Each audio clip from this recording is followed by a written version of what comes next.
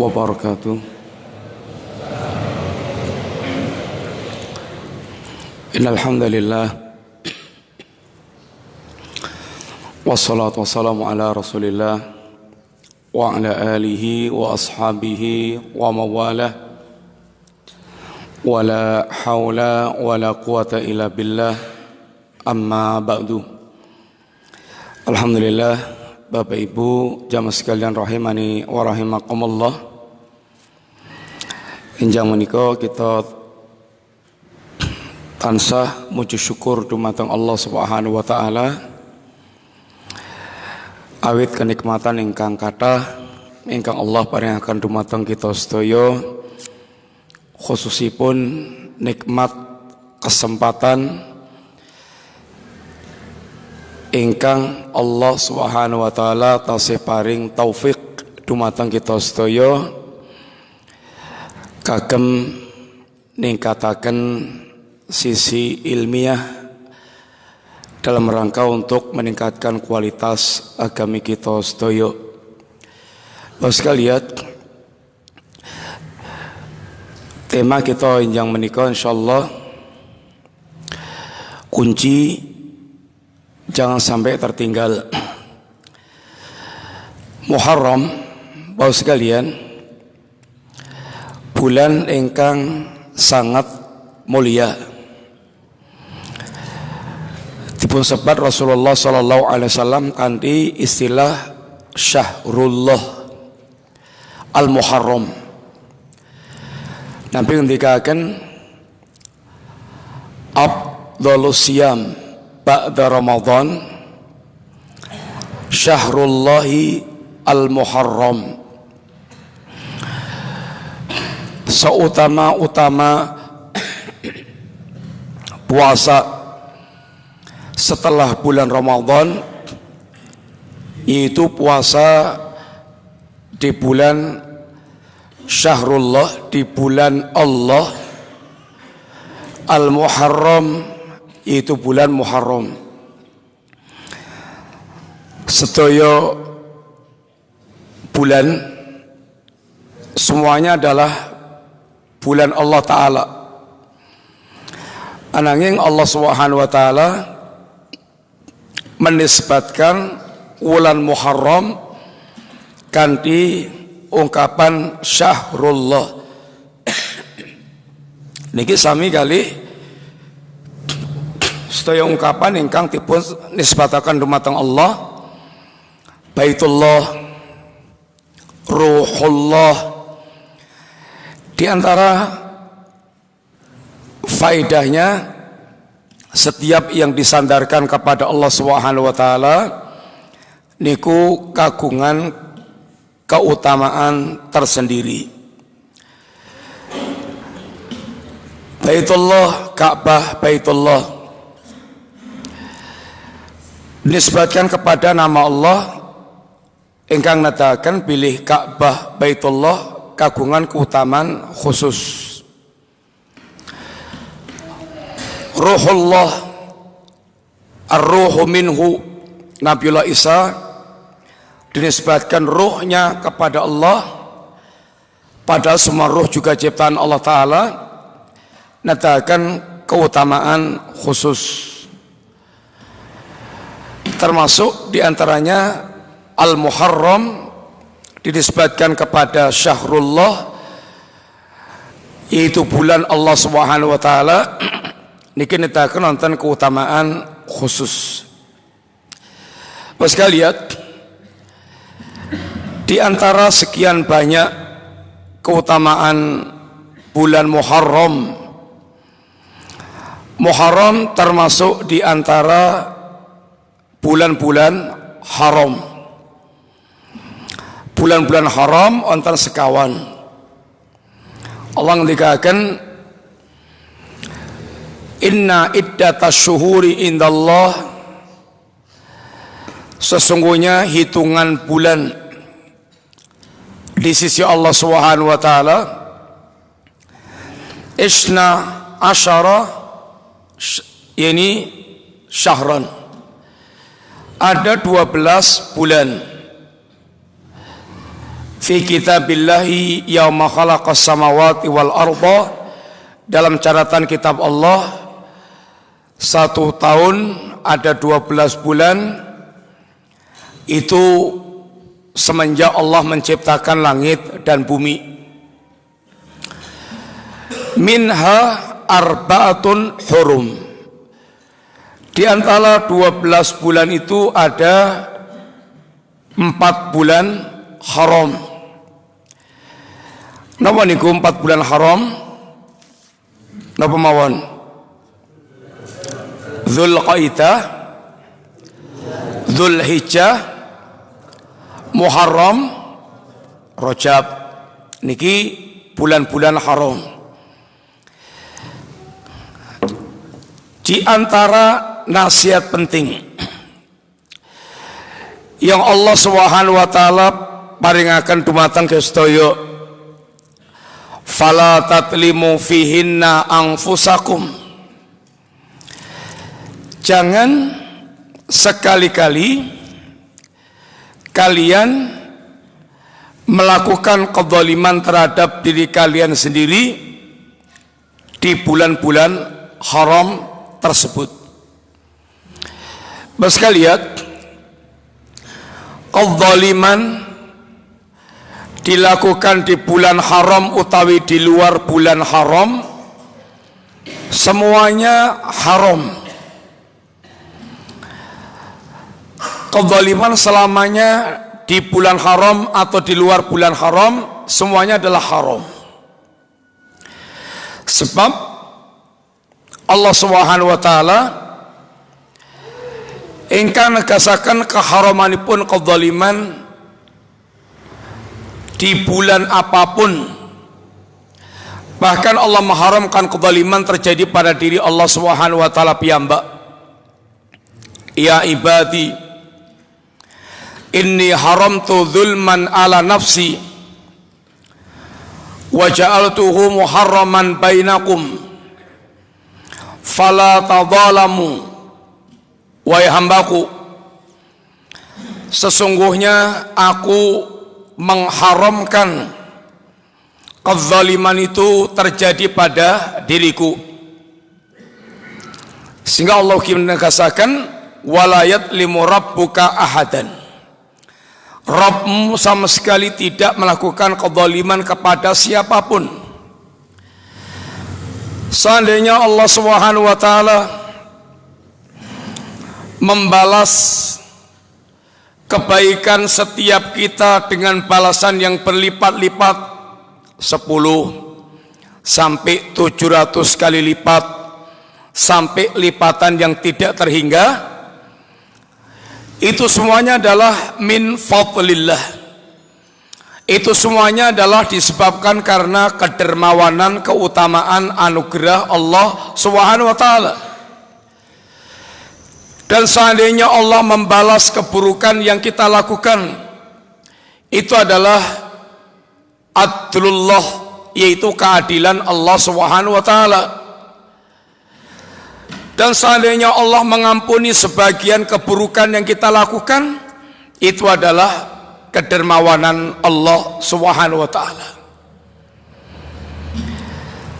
Wa ja'altuhu muharraman bainakum, dan kezaliman itu aku haramkan pula terjadi di antara kalian. Fala tadzalamu, maka janganlah kalian saling menzalimi.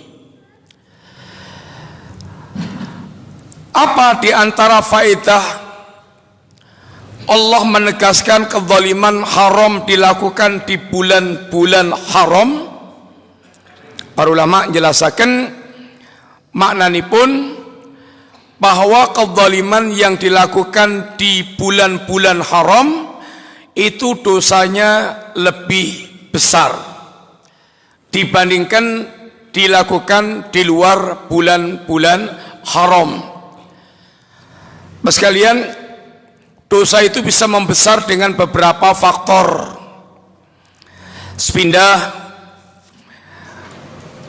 faktor pelaku, nomor kali faktor tempat, nomor 3 faktor waktu. Dosa yang dilakukan oleh seorang tokoh panutan lebih besar dibandingkan dengan dosa yang dilakukan oleh orang awam biasa. Dosa yang dilakukan di tempat-tempat yang mulia, di masjid, di tanah haram Makkah, Madinah, dan di tempat-tempat haram yang lainnya, atau tempat yang mulia yang lainnya, dosanya lebih besar dibandingkan dengan dilakukan di tempat yang tidak memiliki nilai keutamaan khusus. Dosa yang dilakukan di waktu-waktu utama, setelah asar, sepertiga malam yang terakhir, kemudian bulan Ramadan, bulan-bulan haram. Dosa yang dilakukan di waktu-waktu yang sangat utama itu lebih besar dibandingkan dengan dosa yang dilakukan di selain waktu-waktu qalwaw. Sehingga nasihat Allah, fala tadzalimu fala tatlimu anfusakum, fala tatlimu fihinna anfusakum. Ini adalah menjelaskan ini bahwa kezaliman yang dilakukan di bulan-bulan haram niku nilai keharamannya langkung keras, larangannya lebih keras dibandingkan dengan di luar bulan haram. Mas kalian, kezaliman onten tiga: dzulmul abdi li nafsi, dzulmul abdi li ghairi, dzulmul abdi li rabbi. Zalimnya hamba kepada diri sendiri, zalimnya hamba kepada orang lain, zalimnya hamba kepada Rabbnya, yaitu Allah Subhanahu wa ta'ala. Zalimnya hamba kepada diri sendiri wujudipun maksiat. Maksiat adalah bentuk kezaliman terhadap diri sendiri, sebab maksiat niku ibaratipun menyuguhkan makanan-makanan yang beracun, yang berdampak buruk kepada tubuh. Maka tunuki maksiat itu ibaratnya adalah sahmun masmumun, yaitu anak beracun atau racun sumum yang ditelan oleh seseorang, sehingga dampak yang ditimbulkan oleh perbuatan dosa adalah kerusakan, bahkan kerusakan baik pribadi maupun berdampak kepada ini masyarakat umum. Apa di antara dampak pribadinya? Di antaranya seperti yang terangkan oleh para ulama, di antara dampak maksiat kepada pribadi kita itu, di antaranya dampaknya kepada kerusakan hati. Kalau hati manusia rusak, sedangkan itu adalah porosnya amal, baiknya seluruh amalan zahir kita itu sangat ditentukan dengan baiknya hati kita. Menai mana kita rusak, hati kita rusak, maka akan berdampak pada rusaknya amalan-amalan zahir, amalan-amalan batin juga yang kita lakukan. Al-Imam Ibnu Barak ngendikaken, ra'aitu dzunuba tumitul qulub. Aku lihat dosa itu mematikan hati manusia. Dan di antara tanda kematian hati itu, dia sudah sangat tidak respon, bahkan tidak respon sama sekali terhadap seruan-seruan Allah Subhanahu wa ta'ala. Kalau hati itu hidup, Bapak sekalian, seperti yang Allah katakan, yaitu hati yang respon nek onten panggilan-panggilan Allah, ada panggilan-panggilan Rasulullah, itu ada respon dari hatinya. Ya ayyuhalladzina amanu stajibu lillahi wa lirasulihi idza da'akum lima yuhyikum. Wahai orang yang beriman, penuhilah panggilan Allah dan Rasulnya ketika keduanya menyeru kepada kalian. Yang memenuhi panggilan Allah dan Rasulnya itu adalah tanda kehidupan hati kalian. Sehingga hati yang semakin kurang sehat itu dari tidak merasakan manisnya, lezatnya amalan taat, sampai tidak bergairahnya sama sekali dan tidak menyambutnya sama sekali seruan-seruan agama. Kondisi hati kita niku kados badan kita. Menawi badan kita niku seger, sehat, niku dahar sembarang kalir, rasanipun kados rasa ingkang panci dipun suguhaken. Gurih nggih gurih, legi nggih legi, pahit nggih pahit. Itu ketika kita kondisi ini pun sehat. Sehingga orang yang sehat dia bisa merasakan lezatnya hidangan makanan yang dia santap. Maka tenugi hati yang sehat dia bisa merasakan indahnya, manisnya, lezatnya amal-amal taat. Sebab asalnya sesungguhnya amal-amal ibadah yang Allah perintahkan kepada kita niku asalnya adalah seperti hidangan-hidangan lezat yang memang itu merupakan kebutuhan bagi badan kita. Sebagaimana badan kita membutuhkan makanan dan minuman untuk melangsungkan kesehatan, kelangsungan hidup jasad dan segarnya jasad, mana kita ugi membutuhkan suplai makanan, minuman, gizi, dan itu adalah amal-amal ibadah yang diperintahkan oleh Allah Subhanahu wa taala. Sehingga berkaitan dengan kedudukan amal ibadah kita ini, sesungguhnya asalnya itu adalah kebutuhan jiwa, kebutuhan hati, sebagaimana kebutuhan jasad kepada makanan. Akan tapi kenapa terasa berat dan beban?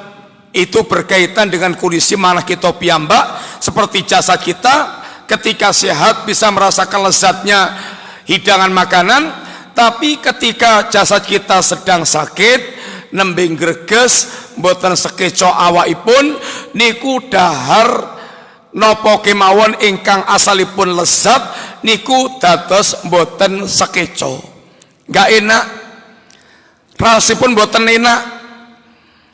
Demikian pula keimanan kita. Menawi tiyang niku imanipun nembe inggil, imanipun nembe sae, itu Masya Allah semua amal-amal ibadah itu terasa lezat, terasa enak, terasa nikmat. Sakit kalau sakit nikmatipun sholat, sakit kalau sakit nikmatipun maos Quran, sakit kalau sakit nikmatipun berzikir, sakit kalau sakit nikmatipun berdakwah, sakit kalau sakit nikmatipun rata-rata amal ketaatan. Sehingga bisa merasakan kebahagiaan dan menikmati amal-amal taat. Ning menawi iman niku nembe drop, nembe mandap, itu semua amal ketaatan kepada Allah niku raosipun abot, berat, pahit, sehingga rata-rata tidak berselera atau malas-malasan. Niki ingkang dikenal dengan istilah futur, mengalami kelesuan beramal sampai pada tingkat yang sangat parah. Apa yang tadinya menjadi kebutuhan itu bahkan menjadi hal yang dia tidak selera sama sekali dan bahkan dia tinggalkan. Sekalian, di antara sebab Kenapa bisa kondisi hati kita ini berubah? Di antara sebabnya adalah kemaksiatan yang kita lakukan. Kemaksiatan itu pembunuh hati pelan-pelan, setahap demi setahap, sampai pada tingkat yang paling parah mematikan hati manusia, yang digambarkan Rasulullah Shallallahu Alaihi Wasallam. Maksiat itu kayak juga titik-titik hitam yang menempel di hati manusia. Idza adnaba dzanban, seorang hamba itu apabila dia melakukan perbuatan dosa, nukitat fihi nuktatun sauda, dia akan dititikkan satu titik hitam di hatinya. Fa in taba, kalau dia bertobat kepada Allah Subhanahu wa taala dan dia tinggalkan perbuatan maksiatnya, syuqila qalbu, itu kayak titik hitam yang kemudian dikelir, dilap, kemudian kembali kinclong. Wa in zadat zadat, wa in zada zadat. Kalau dia melakukan, semakin dia melakukan perbuatan maksiat, dia tambah lagi, maka titik hitamnya itu bertambah-tambah sampai dados ron. Itu yang dikatakan Allah, kalla balrana ala qulubihim ma kanu yaksibun. Ketahuilah, itu adalah ron yang nempel di hati mereka, hasil perbuatan maksiat yang mereka lakukan, sehingga hati mereka menjadi mahjubun, hati yang terhijab. Sebagaimana mereka terhijab di dunia, di akhirat juga akan terhijab. Kalla innahum ar-rabbihim yawma idzil lamahjubun. Ketahuilah, sesungguhnya mereka itu nanti di akhirat akan terhijab dari Allah Subhanahu wa taala sebagaimana mereka di dunia terhijab dari Allah disebabkan karena berbagai macam penyimpangan, dosa dan maksiat yang mereka lakukan. Hijabnya sesuai dengan kadar hijab yang dilakukan pula di dunia. Ada hijab tipis, ada hijab tebal, ada hijab yang sangat tebal. Dan yang paling parah, Bapak sekalian, di antara dampak maksiat itu, sebagaimana para ulama katakan, inna dzunuba, sesungguhnya dosa itu walaupun itu dilakukan dengan sembunyi-sembunyi, inna dzunubal khalawat hiya aslul intikasat, ini yang sering menjadi sebab utama keterbalikan hidup seseorang. Dan ini yang sangat dikhawatirkan oleh para ulama ketika merenungkan hadis Rasulullah sallallahu alaihi wasallam, inna rajul la ya'malu bi amali ahlil jannah hatta ma yakunu bainahu wa bainaha illa dhira' fayusbiku alil kitab fayamalu bi amali ahlin nar fayadkhuluha.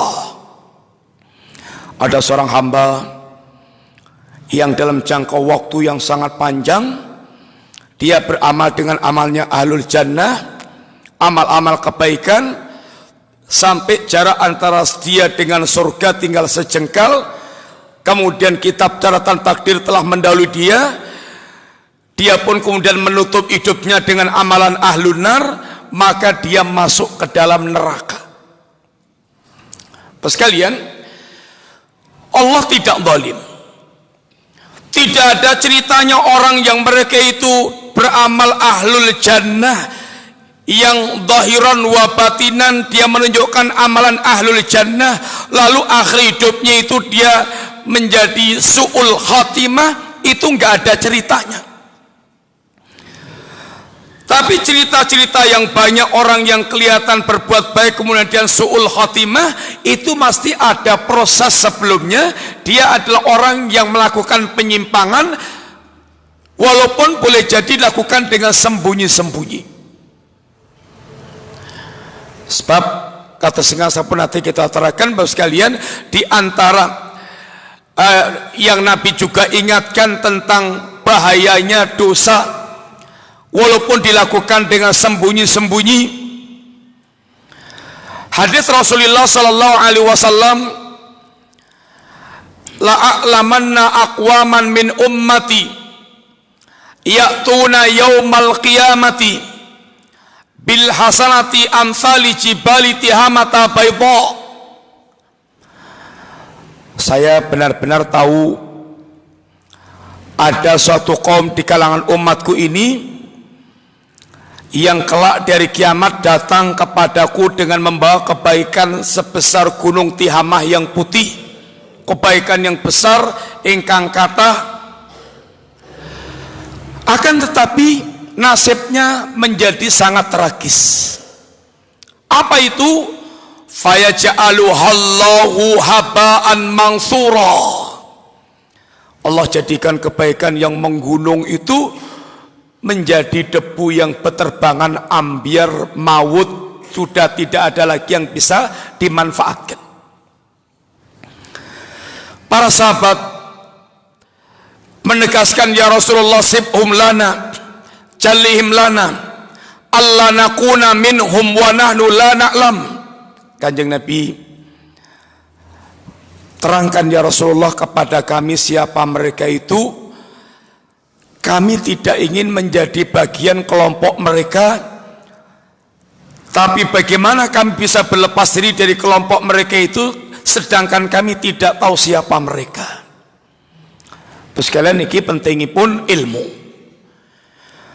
Kadang-kadang seseorang itu gara-gara tidak tahu, dia terperosok dalam perkara yang dia takutkan, tapi dia tidak sadar. Kenapa?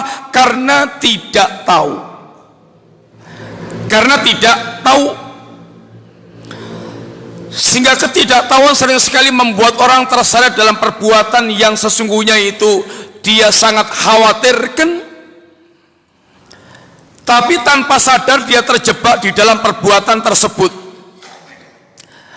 Dan ini yang Hudzaifah bin Yaman katakan kepada Nabi Sallallahu Alaihi Wasallam, ya ini kata beliau yang beliau ungkapkan, karena nas yas'aluna Rasulullah Sallallahu Alaihi Wasallam anil khair wa kuntu as'alu anil syarr ma khafata ayudrikani. Rata-rata orang bertanya kepada Rasulullah Sallallahu Alaihi Wasallam tentang kebaikan-kebaikan, dan itu adalah kebaikan baik. Bertanya tentang hal-hal yang baik. Adapun aku, kata Hudzaifah, sering bertanya kepada Nabi tentang keburukan-keburukan. Kenapa? Apa alasannya? Makhafata ayudrikani, aku khawatir kalau aku menjumpai keburukan-keburukan itu dan aku tidak mengetahuinya, lalu aku terjebak di situ dalam keadaan aku tidak tahu, tidak sadar. Sekalian, berapa banyak orang yang mereka terjerumus bergelimang dalam perbuatan syirik, perbuatan kufur, perbuatan nifak, perbuatan bid'ah, perbuatan maksiat, sedangkan mereka tidak menyadari mereka sedang dalam kubangan-kubangan itu. Kenapa? Karena tidak tahu. Niki keutamaan ilmu. Demikian pula dalam perbuatan dosa. Maka para sahabat tanyakan, ya Rasulullah, sifatkan siapa mereka itu. Kami tidak ingin menjadi bagian dari mereka, tapi bagaimana kami bisa berlepas diri dari mereka kalau kami tidak tahu siapa itu mereka. Ala innahum ikhwanukum wa min jildatikum. Mereka itu adalah kawan-kawan kalian dari kulit-kulit kalian. Bahkan yang sangat hebat lagi, wa yakhuduna minal laili kama ta'khudun. Mereka juga melakukan sholat malam, biasa makan sholat malam sebagaimana kalian lakukan, tapi walakinnahum qaumun idza khalau bimaharimillahi intahaquha.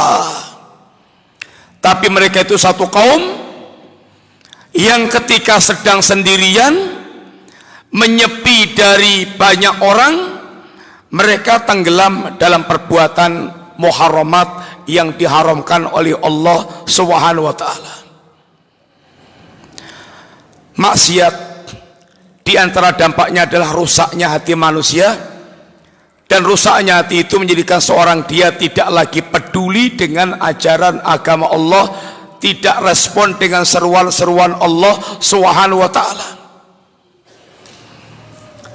Sampai pada tingkatnya mati hati manusia.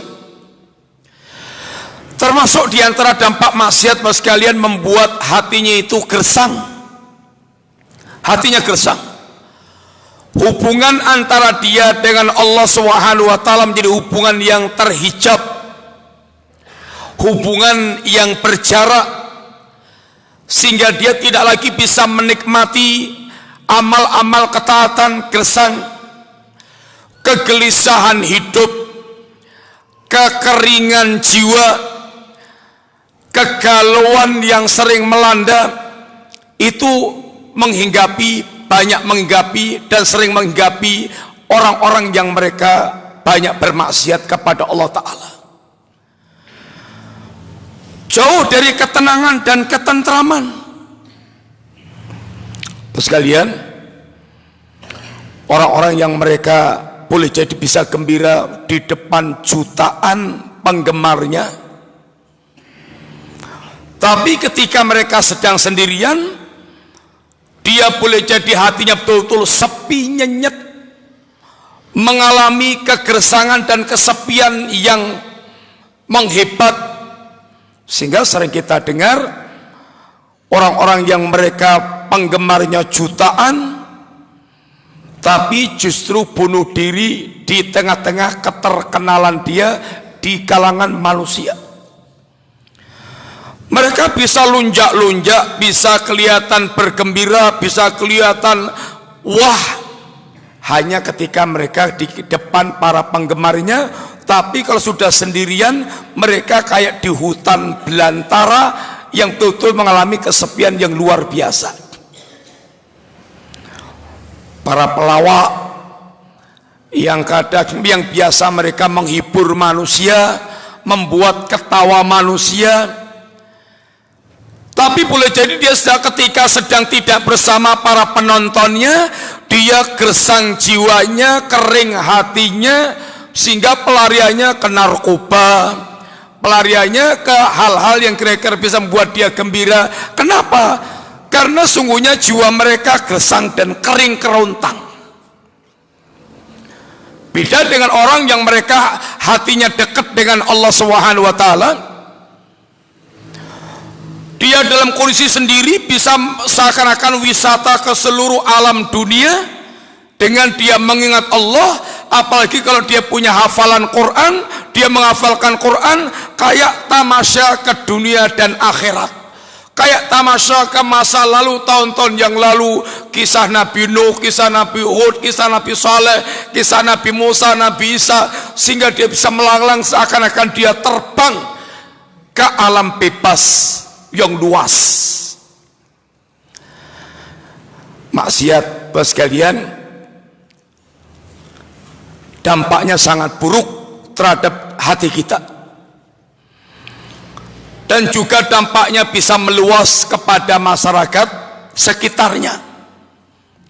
Karena tidak ada azab yang Allah timpakan kepada masyarakat kecuali disebabkan dosa yang dilakukan oleh manusia. Kullan akhadna bidambi, semua yang kami azab itu semuanya gara-gara dosa yang mereka lakukan. Tidak ada ceritanya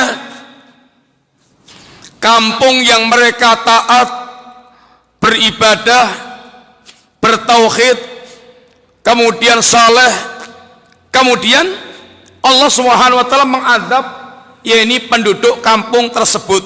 Mboten enten critanipun. Tapi kalau kemudian kita dengar ada banjir, ada tsunami, ada lapindo, ada longsor, ada runtuhan Merapi dan semisalnya,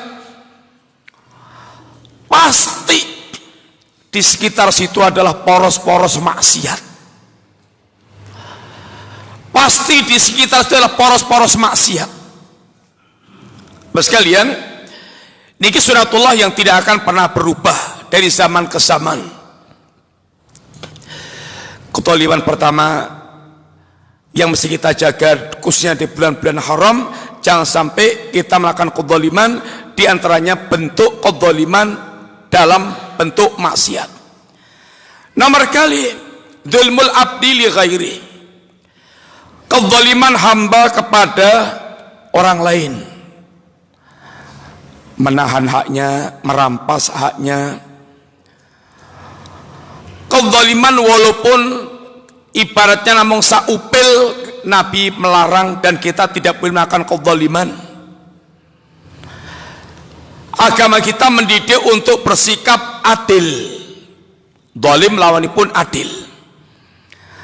Sebagaimana Allah itu sifatnya bainal adil wal fadl, antara adil dan utama, kita juga dididik oleh Allah dan Rasulnya untuk memiliki akhlak yang adil dan utama.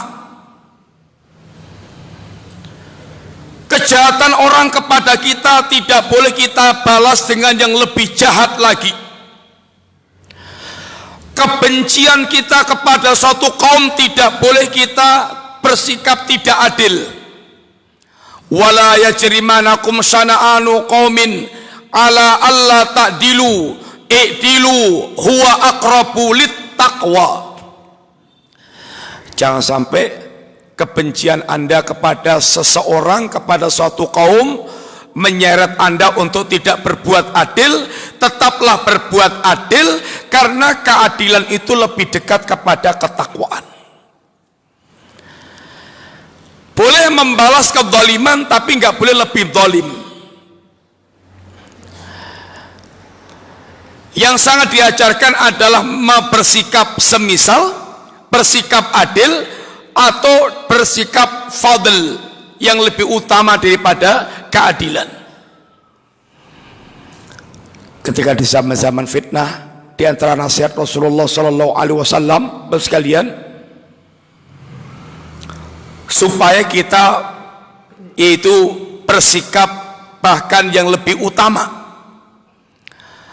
Faman ahabba ayuzahzaha aninar wa yudkhalal jannah fal ya'ti maniyatuhu wa huwa yu'minu billahi wal yaumil akhir wal ya'ti illa nas alladhi yuhibbu wa yu'ta ilaih.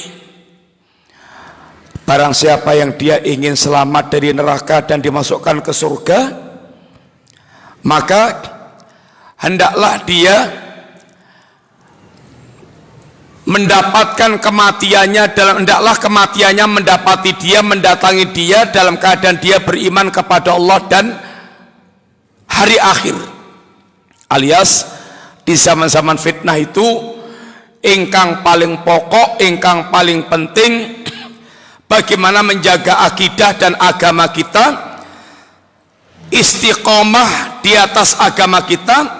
Sewaktu-waktu kematian menjumpai kita, dalam posisi kita di atas keimanan kepada Allah dan Rasulnya, kepada Allah dan hari akhir, alias bagaimana kita istiqomah, sehingga setiap saat sewaktu-waktu kematian menjemput, posisi kita di atas keislaman. Wal ya'ti ila nasi alladhi yuhibbu ayyuta ilaih, dan berikan kepada manusia apa yang mereka suka untuk ditunaikan haknya. Niki muamalah fadl, muamalah yang utama,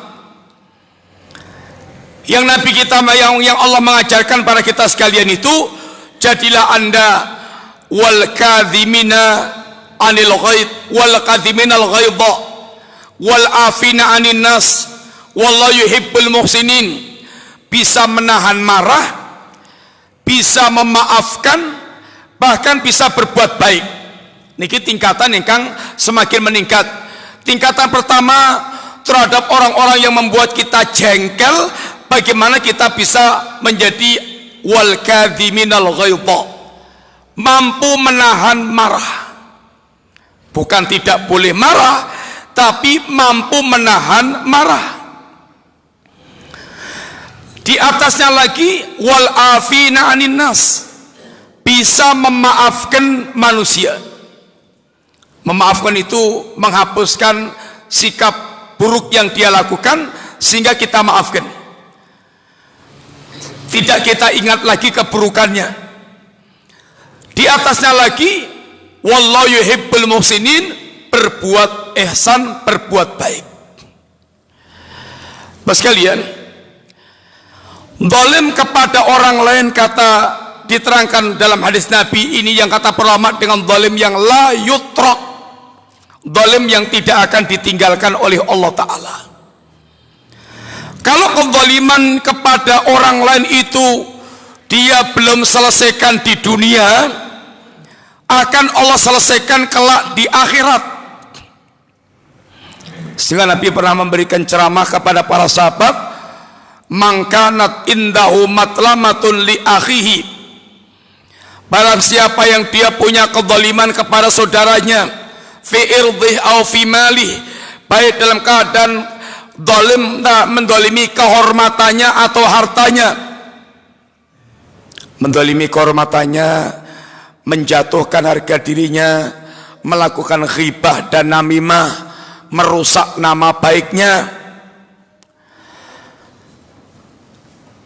Dalam masalah hartanya, ya dia mengambil harta orang lain tanpa hak, fal yastahlalhul yauma, hendaklah dia menghalalkan, menyelesaikan urusannya pada hari ini, sekarang di dunia ini, sebelum nanti datang Allah yakuna dinar wala dirham, sebelum nanti datang dinar dan dirham itu tidak ada nilainya sama sekali.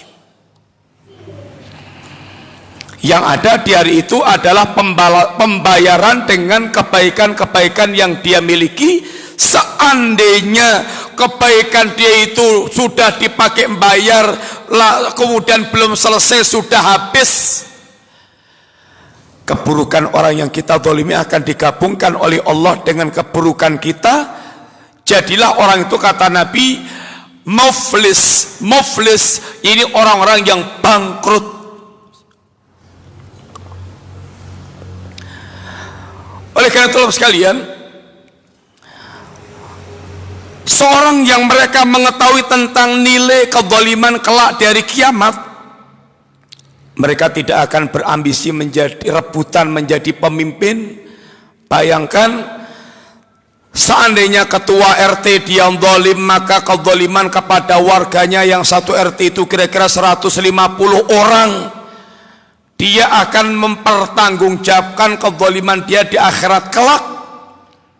Berapa yang mesti dia lunasi pembayarannya?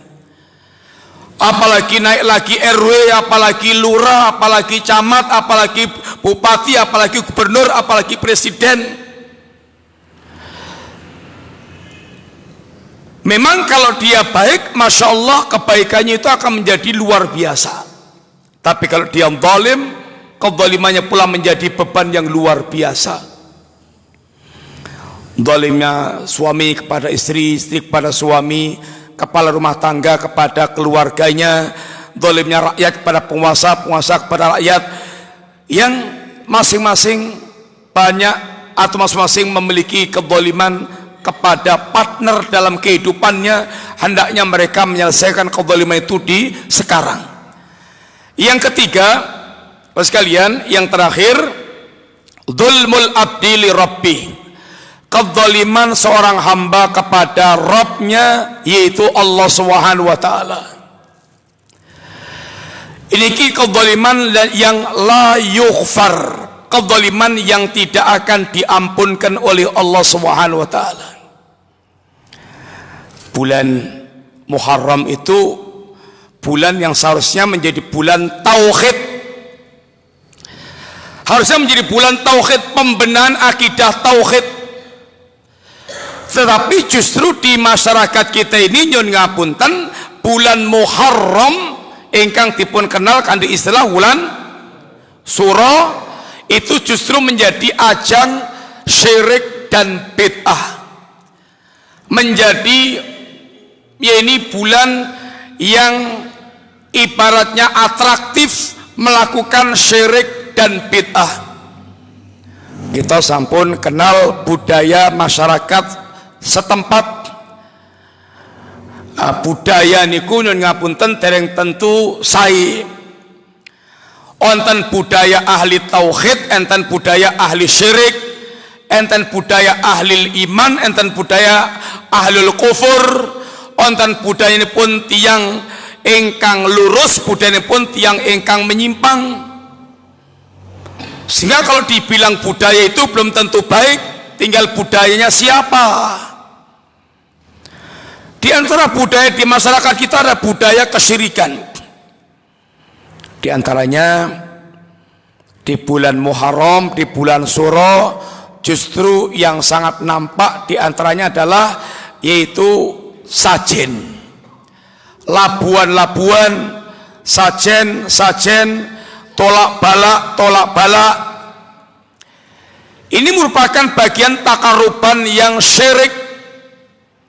Nabi ngendikaken, dakhalan nar rajulun fi tubabin, ada orang masuk neraka gara-gara lalat. Seekor lalat kok bisa memasukkan ke neraka? Bukan lalatnya, tapi nilai perbuatannya itu yang dengan seekor lalat itu takarruban ila ghairillah, dia melakukan takarrub kepada berhala yang disembah selain Allah Ta'ala.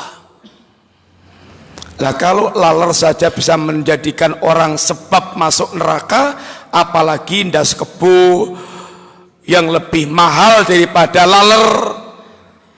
Intinya pada takaruban ila ghairillah, yaitu menjadikan itu amal takarrub untuk selain Allah Subhanahu wa taala.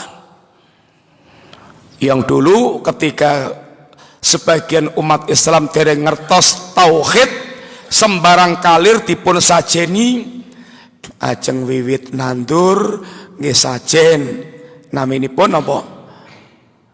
Nggih wiwit. Ajeng panen sajen metik, nyimpen gabah pari teng sentong dipun sajeni malih, naminipun sajen. Kagem sinten niku? Dewi Sri sinten? Sembarang kali saja nih, ajeng kawin sajen tang pojok-pojok kabeh diratani disajeni.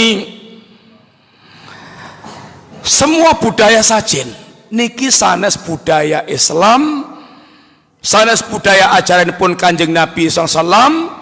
Sanajan dipun anggap budaya leluhur ingkang pundi. Kemudian budaya tolak balak atau budaya ngalap berkah. Sampai ngalap berkah banyu comberan peresan gombale mukiyo, kain gumbal nggih tutup nggih krukup setahun muput, lajeng dicelup dikumbah, kumbahanipun tinggi rebutan dianggap toyo barokah. Kereta kencana, kereta kados motor mobil panjenengan setahun lajeng didusi dus-dusanipun ngangge kembang setaman dipun tadosaken toyo barokah. Sembarang kalir ini budaya ngalap barokah. Aniki berdampak kadang-kadang sing tindak haji sembarang kalir ingkang mambu Mekah Madinah niku di tabaruki kabeh ngalap berkah. Enten lawang dikosot-kosot, diambung-ambung, Ka'bah kosot teng Ka'bah. Sembarang kalir niki pun latah. Mas kalian, kaidah ing dalam ngalap berkah niku kaidahipun setunggal. Untuk menentukan bahwa hal itu perkara itu barokah niku kedah ngagem dalil. Kenapa kamu bisa mengatakan sepertiga malam terakhir itu barokah? Nggih, dalilipun niki. Allah turun di sepertiga malam yang terakhir dan mencari hamba, mana yang berdoa akan aku kabulkan, mana yang meminta akan aku kasih, mana yang minta ampun akan aku ampunkan. Kenapa kamu bilang Zam-Zam barokah? Ya, ini ada dalilnya. Kenapa kamu bilang Ka'bah barokah? Ini dalilnya. Untuk menentukan bahwa perkara itu barokah niku kedah ngagem dalil, majelis ilmu barokah, masjid itu barokah, Al-Quran itu kitab yang barokah, setunggal. Nomor kali kaidahipun tata cara, kalau sudah tahu itu barokah, tata cara ngalap berkaipun niku kedah ugi ngagem tuntunan. Quran kita barokah. Bagaimana cara mengambil berkaipun Quran? Mboten dipun damel Quran Istanbul ingkang gedhenipun sak jempol sikil, lajeng dipun gembol tang pundi-pundi dados Quran jimat. Mboten dipun dadosaken teh celup, dipun kacelup-kacelup tang gelas, lajeng dipun unjuk toyanipun toya barokah. Mboten dipun gantung teng dinding napa teng lawang napa teng toko kagem jimat penglaris. Mboten ngaten niku ngalap barokah Quran, ning ngalap barokah Quran pun lihat dabaru ayatihi. Quran itu kitabun mubarakun, tapi caranya bagaimana? Dengan ditadaburi Qurannya, dipelajari, difahami, dakwah, diamalkan, didakwahkan, niku berkahipun Quran. Niki kaidah ngalap berkah. Ka'bah itu bangunan yang barokah, tapi bukan caranya bukan ngosot-ngosot di Ka'bah, tapi dengan dia tawaf dengan cara yang dituntunkan Nabi niku berkaipun yaitu Ka'bah. Kiai itu barokah, tapi bukan bekas minumnya yang jadikan sebagai ngalap berkah, bukan sorbannya, tapi yang diambil berkahnya adalah ilmu dan akhlak yang diajarkan dan dituntunkan oleh para ulama. Termasuk Bapak sekalian, kesyirikan yang dilakukan di bulan Muharram diantaranya tatoyur.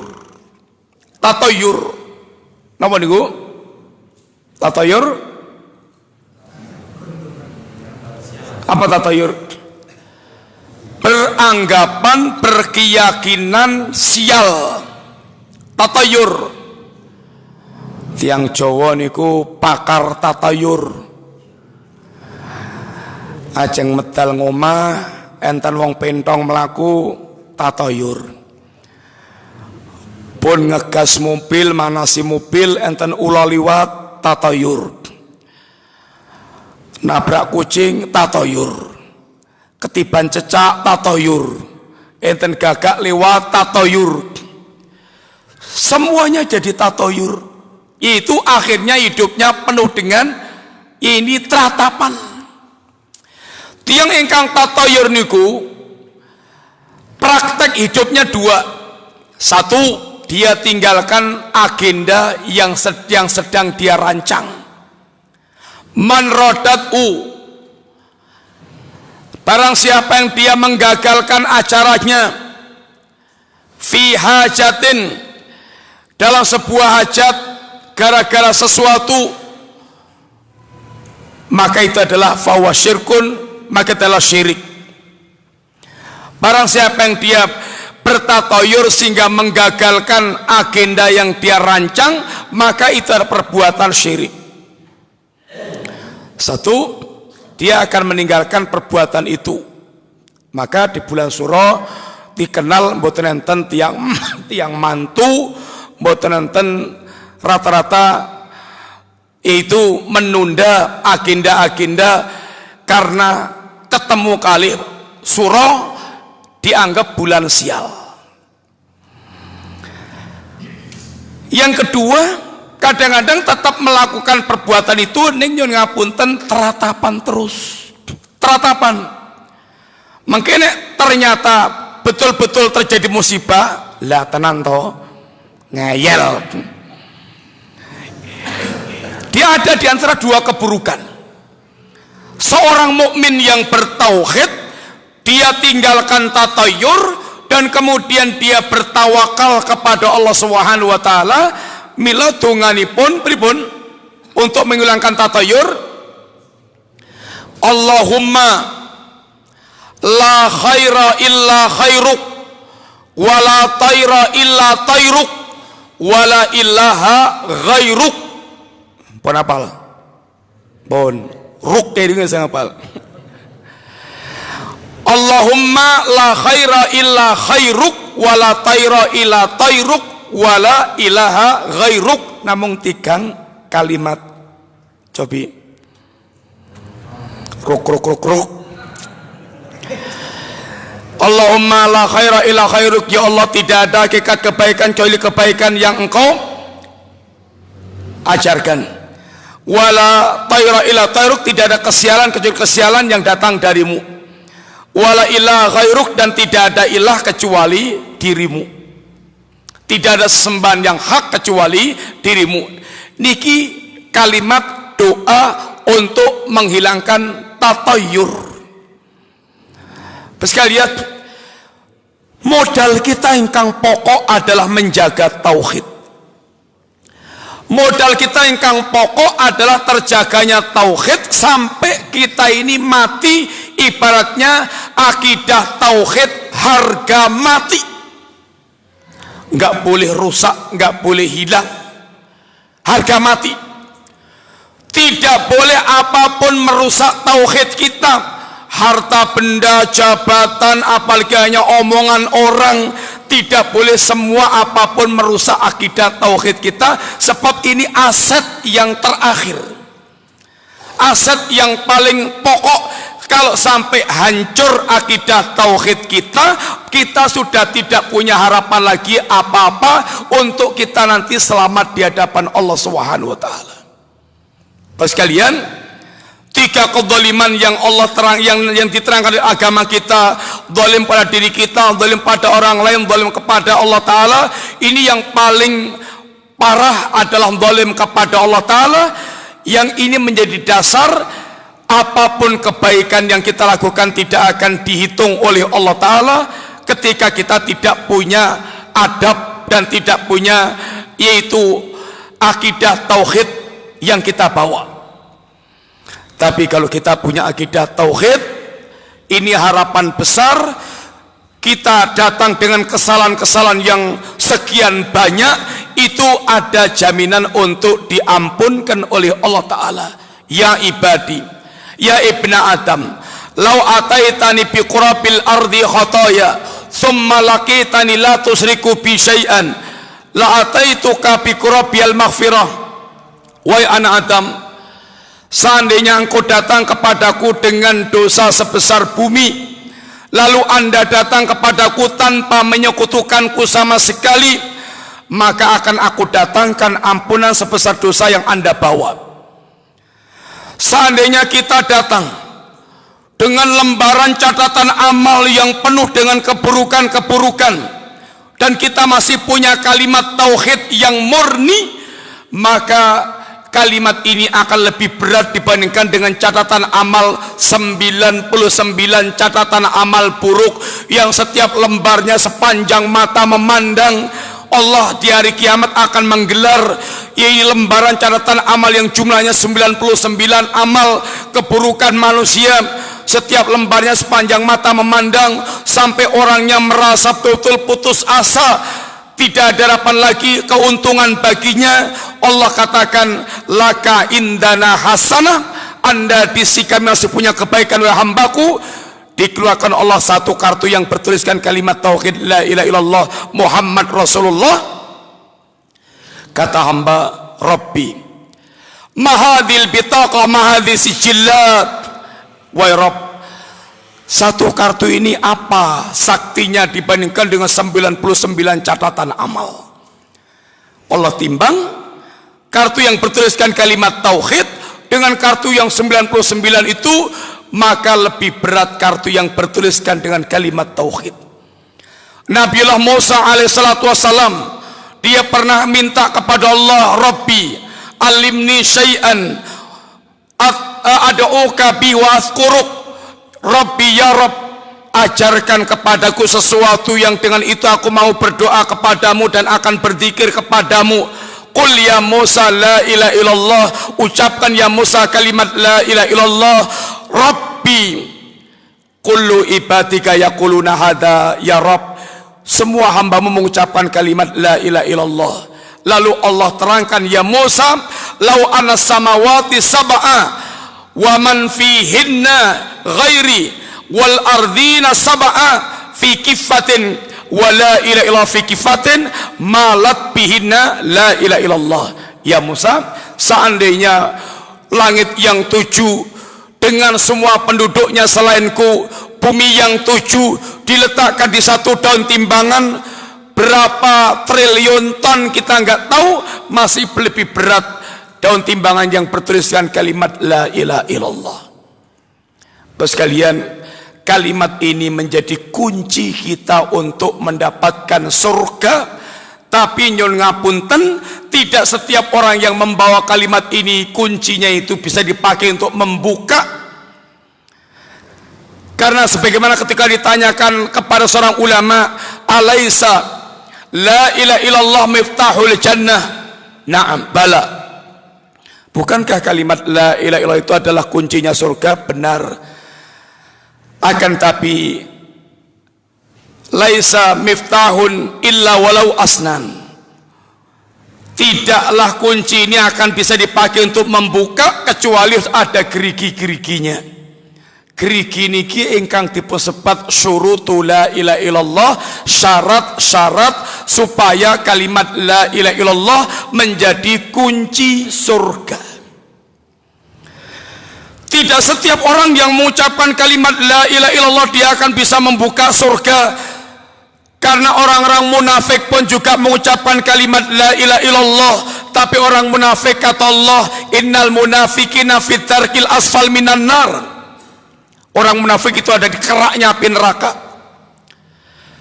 Lalu apa itu syaratnya yang merupakan gerigi syarat la ilaha illallah?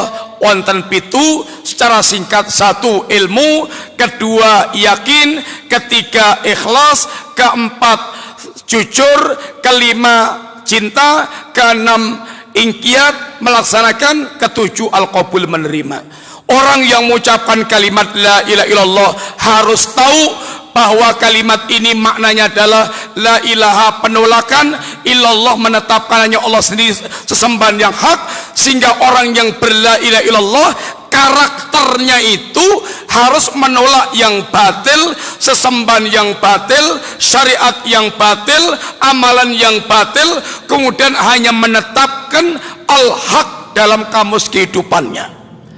Seorang yang berkarakter la ilaha illallah harus bisa menolak. Dan ini yang dihancurkan oleh ahlul dhalal, menjadi muslim yang tidak bisa menolak syirik, menjadi muslim yang tidak bisa menolak kekafiran, menjadi muslim yang tidak bisa menolak kemunafikan, menjadi muslim yang tidak bisa menolak kemaksiatan. Bahkan atas nama Islam rahmatan lil alamin, menjadi muslim yang bergandeng tangan dengan musyrikin, dengan kafirin, dengan munafikin, dengan orang-orang yang sesat. Dan bahkan tauhid menjadi musuh utamanya. Yang kedua harus yakin, seyakin-yakinnya hanya kalimat ini yang akan menyelamatkan, hanya Allah sesembahan yang hak, hanya Islam yang menjadi jalan yang lurus, dan selainnya tidak akan mengantarkan kita kepada tujuan. Yang ketiga, mengucapkannya harus betul-betul dia ikhlas, tidak boleh mencampur dengan syirik, tidak boleh dia merusak amaliyahnya dengan penyekutuan kepada Allah Ta'ala. Harus murni, memurnikan kalimat la ilaha illallah dengan mentauhidkan Allah Ta'ala. Yang keempat harus jujur, tidak sebagaimana orang munafik yang ucapannya penuh dengan dusta. Yang kelima harus ada kecintaan, bukan malah membenci. Yang keenam harus dia tunduk patuh setunduk-tunduknya, tidak boleh menolak, membangkang. Dan yang terakhir dia berlapang dada untuk menerimanya, bukan bersempit dada. Sekalian, mudah-mudahan Allah Subhanahu wa taala, mugi-mugi Allah paring bimbingan pemahaman ingkang leres, sebab tanpa pemahaman ingkang leres niku ngeri tiang akan betul tenggelam dalam kesatan yang tanpa batas. Dan kesatan itu sifatnya dia akan menganggap sesatnya itu adalah barang benar, dia siap membela, siap dipromosikan, siap diseminarkan, sampai menghalalkan yang haram pun dia anggap itu adalah ajaran Islam. Kados disertasi sang doktor yang menghalalkan kumpul kebo untuk mendapatkan gelar doktornya. Berhubungan intim di luar nikah asalkan suka sama suka itu tidak melanggar syariat. Niki penghalalan kumpul kebo, penghalalan yang haram, sehingga ngerinya orang punya pikiran rusak dan dia anggap kerusakannya itu adalah bentuk takarrub kepada Allah Ta'ala sedang berbuat baik. Orang seperti ini, satu, dia terkena ayat wa idza qila lahum la tufsiduna fil ardi qalu innama nahnu muslihun. Kalau dikatakan bahwa kamu jangan membuat kerusakan, dia katakan kami ini membuat perbaikan. Dia termasuk minal kadzabin dajjalin, kadzab, pendusta, dajjal, penipu yang dia bicara atas nama syariat Allah padahal bukan syariat Allah Ta'ala. Dia termasuk min a'immatil mudhillin, imam-imam yang menyesatkan, tokoh yang menyesatkan, karena apa yang disampaikan merupakan kesatan penyimpangan dari agama Allah Ta'ala. Dan dia termasuk diancam, yaitu mansana fil islami sanatan sunnah sayiatan, dia akan bisa gendong dosanya orang yang sesat melalui dirinya. Dan sangat mengerikan kalau sampai kemudian dia tidak bertobat kepada Allah Subhanahu wa taala, datang kepada Allah dengan yaitu penyimpangan yang berdampak sangat buruk dalam kehidupan manusia. Dan mudah-mudahan Allah memberikan istiqomah dalam amalan ngantos sowan marang Allah kanthi husnul khatimah. Makaten sekalian, mugi-mugi manfaat. Sekiranya memtenang kathah. Wassallallahu ala nabiyyina Muhammadin wa ala alihi wasallam. Subhanakallahumma wa bihamdika asyhadu an la ilaha illa anta astaghfiruka wa atubu ilaik. Assalamualaikum warahmatullahi wabarakatuh.